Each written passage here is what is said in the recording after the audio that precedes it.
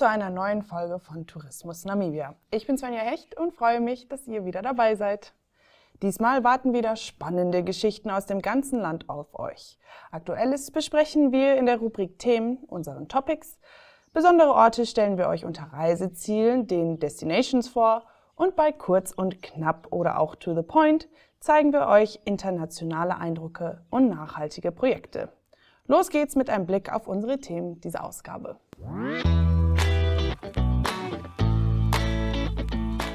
Den Anfang macht das Thema Sicherheit in der Wildnis. Namibias Wildnis ist ein beeindruckendes Erlebnis, dem man aber immer mit Achtsamkeit und Respekt begegnen sollte. Die Berufsjägervereinigung NAFA erklärt, dass es, egal ob man als Safarigast, Erstjäger oder erfahrene Jägerin unterwegs ist, wichtig ist zu verstehen, dass die Wildnis kein kontrollierter Raum ist. Trotz aller Bemühungen bleibt sie unberechenbar und Risiken wie schwere Verletzungen oder sogar Todesfälle lassen sich nie ganz ausschließen. Laut NAFA zählt menschliche Selbstgefälligkeit zu den größten Gefahren. Wer sich zu sicher fühlt, vergisst schnell, dass Wildtiere nicht zahm sind oder unterschätzt die Kraft der Natur, was oft zu besonders schweren Vorfällen führt. Der Respekt vor der Umwelt muss daher konstant bleiben und Vorsicht darf nie außer Acht gelassen werden. Das war ein wichtiger Tipp für alle Naturliebhaber. Kommen wir nun zu einer spannenden Technik, die den Tierschutz hier in Namibia voranbringt. In einem innovativen Schritt zum Schutz der Tierwelt setzen mehrere kommunale Hegegebiete im Nordosten Namibias auf Kamera Fallen, um illegale Aktivitäten zu verhindern und die Biodiversität zu überwachen.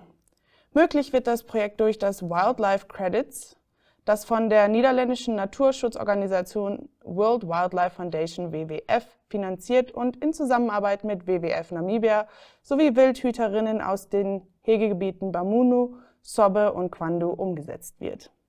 Die Kamerafallen sind in den zentralen Wildtiergebieten installiert. Sie liefern nicht nur beeindruckende Aufnahmen von Elefanten, Löwen, Leoparden, Hyänen, Giraffen und afrikanischen Wildhunden, sondern setzen auch in Echtzeit Warnmeldungen bei verdächtigen menschlichen Bewegungen. Sie dienen als Frühwarnungssystem gegen Wilderei und andere illegale Eingriffe in geschützten Lebensräumen. Gleichzeitig spielen die erfassten Tierbeobachtungen auch eine wirtschaftliche Rolle. Bestätigte Sichtungen fließen im Rahmen des Wildlife Credits Modells in leistungsbasierte Auszahlungen an die jeweiligen Hegegebiete ein.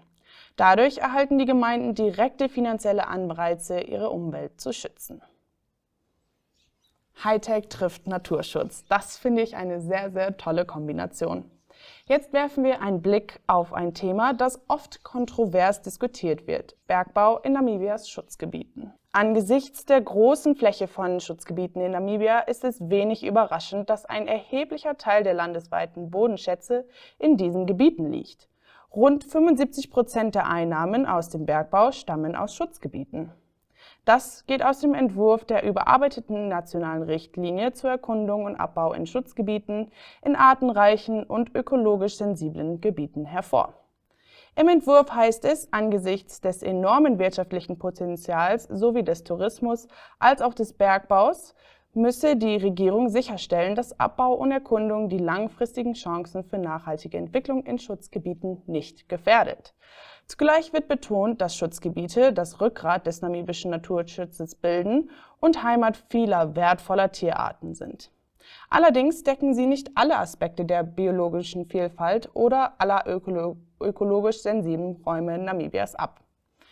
Die geplante Richtlinie soll sicherstellen, dass beide Sektoren Tourismus und Bergbau auch künftig nachhaltig nebeneinander bestehen können, mit dem Ziel, wirtschaftlichen Fortschritt und Umwelt dauerhaft miteinander zu verbinden. Nach diesem Einblick in Politik und Wirtschaft folgen jetzt echte Reiseeindrücke unter unseren Destinations.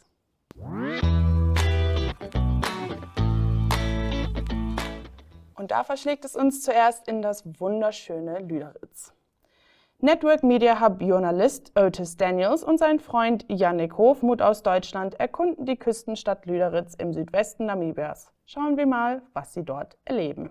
I'm with my friend from Germany, Yannick Hofmuth, and we just arrived in Luderitz, and we're gonna go some sightseeing today. Yes, excited to get to know Luderitz. Yes, so we're gonna grab a map. Let's go. All right. Yep. Hello, how are you? Thank you, I'm fine. Okay. I'm looking for a map for Luderitz. For Luderitz for the town? Yes. Yeah, we sell those colorful ones for $5, and I also can give you this. It shows the peninsula as well, and another one pointing out the highlights. I can give you that as well. Thank you. Okay, I'll give you some change. So we are now heading to Diaz Point. Yes, I'm excited to get to see it. I've heard a lot about it and I'm curious what it looks like. So we arrived now, and it's a very windy day today, but Otis is going to show me the Diaz Cross and I'm very excited.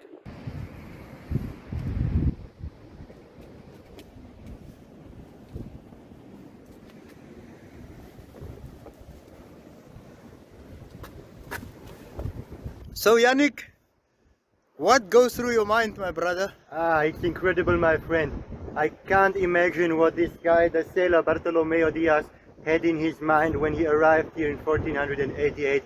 He must have been crazy seeing something like this. Even I just think it looks like Mars. It's a very special soil that we just drove on and walked up to this Diaz Cross right here. And the wind is blowing, you can see the waves hitting the land. It's the power of the ocean. There's a real power of nature right here that you can sense.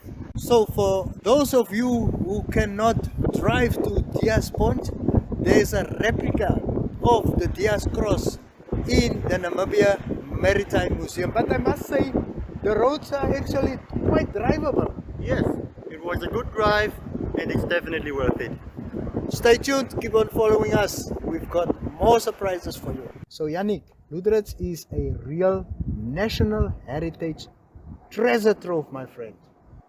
Yes, and we're about to go see one of the most historically meaningful places, Shark Island. Especially for me as a German, will be definitely interesting to visit this. Let's check it out.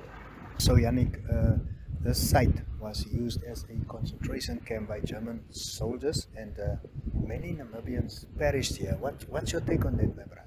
Well, it's definitely a painful thing to watch and a painful story to hear about.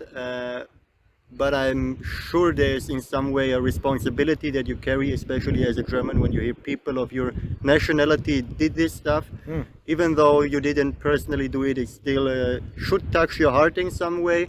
But I believe the most important part for all of us as humans is to remember to treat each other with the belonging respect to the other individual. Yes. Because a site like this and the stuff that happened here should show you what cruelty humans are capable of. If they are arrogant and don't see each other with the respect they should see each other, and I think that's something we can all learn from. But especially as a German, I must say I'm very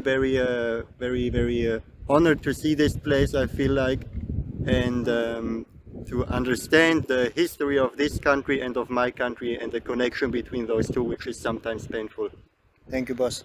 So we just discovered another interesting site in Luderitz. This is a picture of the salesman Adolf Luderitz, who came to Luderitz in 1883 and established this community, started this town, and who the town even is named after. So Yannick, we visited quite a couple of sites. What was your favorite? I think I have to say my favorite was the Diaz Point, because the nature is so impressive there and it really connects you with the soul of life and the soul of nature. But we only saw a few of the many sites that Luderitz has to show, I'm sure. Yes. So if you want to come check out more, please be advised to do so. It's a great town and you can check out many things. Von der rauen Küste zur weiten Kalahari. Wir bleiben natürlich in Namibia und besuchen die Red Dunes Lodge. Gemütlich und einladend. So lässt sich die Atmosphäre in der Kalahari Red Dunes Lodge bei Kalkrand am besten beschreiben. Leicht zu finden bietet die Lodge authentische, geschmackvoll eingerichtete Strohhütten, ein Wasserloch und viel Platz zum Entspannen und Erkunden. Okay, my name is Joshua Dafuamba. I'm an assistant manager at Kalahari Red Dunes Lodge. And Kalahari Red Dunes Lodge, it's a lodge situated in the B1 to Marienthal, and it's 2 kilometers from the gate to the main building. And our big five from the main gate, you see some animals, giraffe and some impala, some springbok, and also some kudu also, and ostrich also. And Kalahari Red Dune, it's a nice lodge, and mostly we're expecting guests from overseas, like Germany, Switzerland, Netherlands, and also some from Italy also sometimes. What has your experience been like working here for the past 9 months? So my experience is I really like the place, and we always accept our guests, and we learn from the guests also, and also just to welcome our guests. And we have also some activity. We took our guests on activity, like we have also like sundowner drive, and we have morning drive also, and we have also guided walk, which is taking plus minus 2 hours. And we also do Trans Kalahari, where our guides have to go with the guests in the bush just for walking, and they have their breakfast in the bush, and their lunch in the bush, and sleep also in the bush. So everything is done in the bush, like breakfast and lunch and dinner, and they only come the next day morning time. So that's the experience which I experienced, and I never did it before. So it was a great experience for me. What makes Red Dunes Lodge so special? Okay, what makes Red Dunes so more special is we are offering some activity, and also the Kalahari walk, which is like for breakfast in the bush and lunch in the bush and dinner also in the bush. And also we are giving also some luxury rooms, like we have a superior rooms, superior 2 and superior 1. So that's make more Red Dune special. Okay, so this is superior number 2, and it's mostly booked for family rooms. And it has also its own private swimming pool, as you can see a sunbed also here. And then this one is just blowing away by the wind, and we are busy doing the box for it here, so that we can just put it inside when it's raining or when it's raining. So we can just go inside of Superior.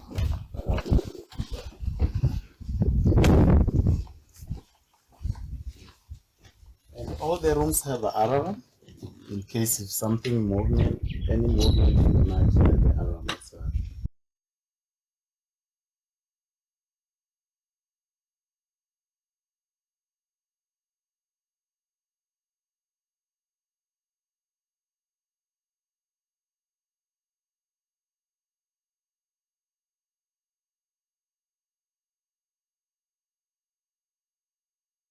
Und zum Schluss gibt's wie immer noch ein paar ausgewählte Beiträge bei To the Point. Kurz, kompakt und informativ.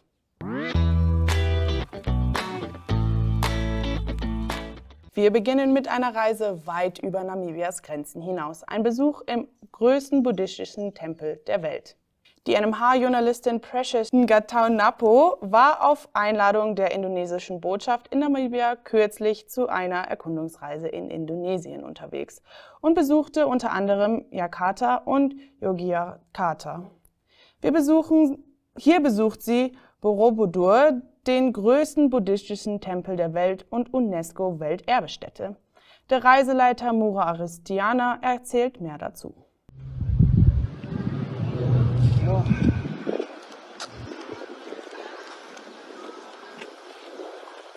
3 kilometers from here, there is another temple. We call it Mandut. 1.5 is Pawan, and here is Borobudur. In every May month, 10,000 people, they work together from Mandut, Pawan to Borobudur for celebration, like a Christmas. The birth of Buddha, Buddha get the enlightenment, and Buddha passed away. But you know, population in Indonesia, Buddhist is only 0.5%. So they lead by a monk from Thailand. But the special, they work here. They came here by work, not fly. So 100 days from Thailand come to Indonesia. 1,200 years old of Borobudur. Boro is Bihara, the holy place for Buddhism. And then Budur means above or on the hill. So Borobudur means Buddhist monastery. It was built on the hill. So there is a hill inside.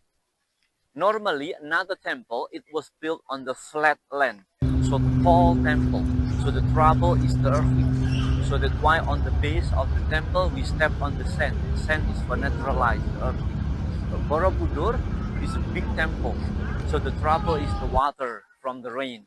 So that's why there is a big step. It's mean in the rain season, the water is easy to flowing down.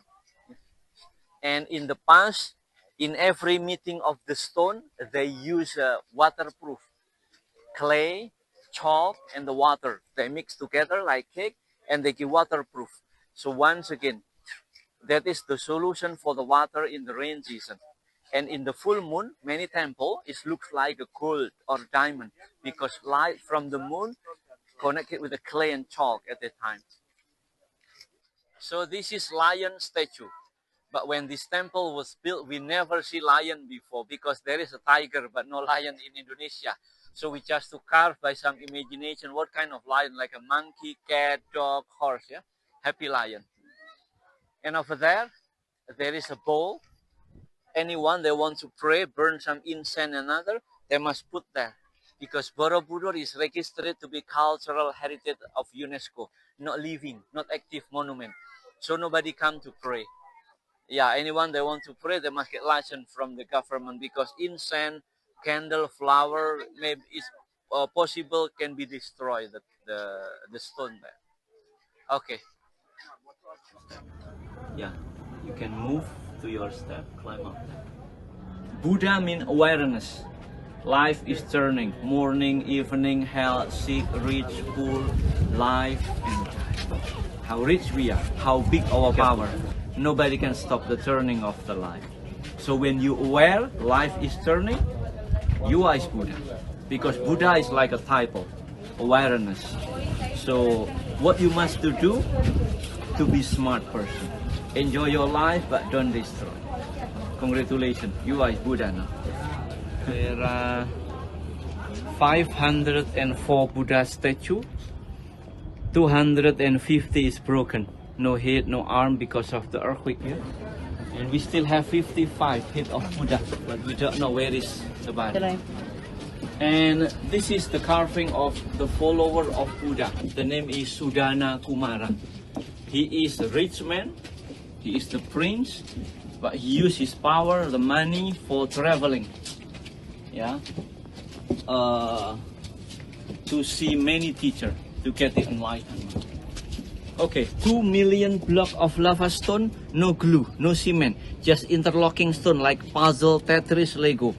So all is like this, yeah? It can be locking, puzzle, Tetris. And the second,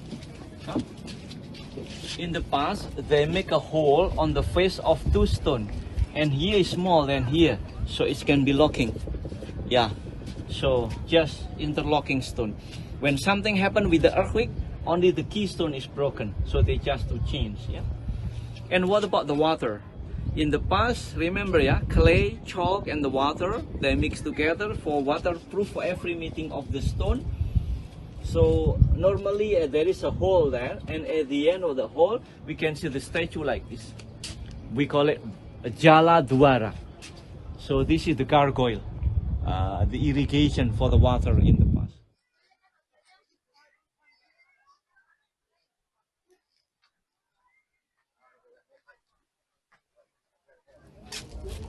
This is a rosary, and here this is the pillow for sitting, and here this is the lotus flower up and down, and this is the bowl of Buddha to drink something, but they put down like this. It's mean empty from the desire. The next one, the square, is the dress of Buddha, and the top is the stick, yeah. And so this is, we call it stupa, and every stupa there is a Buddha inside. with the same hand position, Dharma Chakra Mudra. But 90% is no head, no arm, because of the earthquake. So when this temple in the first discovered, all the stupa is collapsed. So it's reconstructed by the Dutch government. So it looks complete, but not for the Buddha inside. 6 hand position, okay? Yes. So there are 504 Buddha statues. The left hand is here, control for the desire, emotion. Teaching, cleverness, skill and strength. No fear, confidence. Give the goodness, Amitabha meditation. Touch the earth, get the enlightenment. And Dharma Chakra Mudra, turning the wheel of life. So Buddha means understand, life is turning. Buddha is not religion actually, only the way of life, when life is turning. When you know life is turning, you must be understand what you must to do in your life. Control the desire and smart to do everything. Und zurück in Namibia. Hier geht es um den Environmental Investment Fund. Der Environmental Investment Fund EIF ruft dazu auf, Förderanträge für Projekte einzureichen, die sich mit Klimawandel, Artenverlust, Bodendegeneration und grünem Unternehmen beschäftigt. McNell Shaningwa, Förderbeauftragte bei EIF, erklärt, wer für diese Zuschüsse in Frage kommt und welche Schwerpunkte gefördert werden. Good morning, my name is McNell Shaningwa. I'm the grants officer at the Environmental Investment Fund of Namibia. I was born in Chirango, but lived most of my life and raised in Windhoek. So today I want to speak to you about the grants proposal, for the call of grant proposal that we advertised on our social media platforms, as well as on the mass media platforms. The call is a public call to all citizens of Namibia. It was publicized on the 30th of June 2025. And it will run for 30 days, closing on the 30th of July 2025.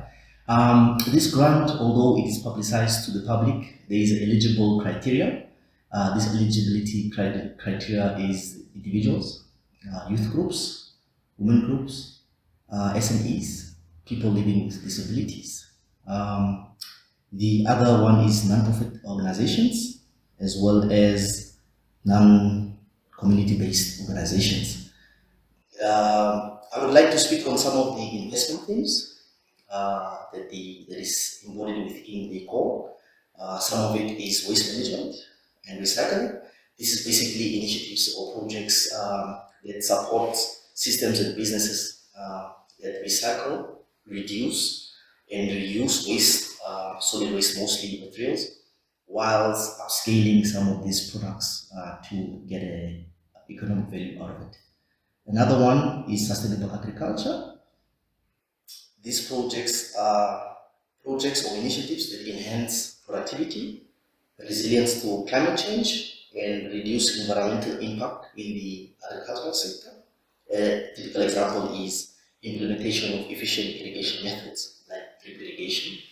Another one is sustainable tourism projects, which focuses on projects promoting tourism that benefits local communities, protects the environment, and preserves Namibia's cultural as well as natural heritage. An example here is a low-impact infrastructure that respects ecosystems such as a solar-powered tented tourist accommodation.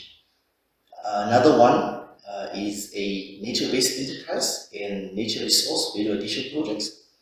These are initiatives that rely on natural resources, but also adds the economic value in a sustainable manner. Additionally, such ventures include a value chain, such as sourcing of natural resources, processing essential resources, packaging, putting a label, and selling it on the various formal and informal markets. And usually, it is also attached with a value, economic generation component or profit generation component. An example here is basically sourcing modular plant or food, processing that, and selling it on a formal market. Another typical one is the green technologies, low carbon development, renewable energy, and energy efficiency initiatives. They aim to reduce greenhouse emissions and environmental harm while promoting sustainable growth. A typical example here is solar energy projects in communities, such as implementing of off-grid rural solar power systems.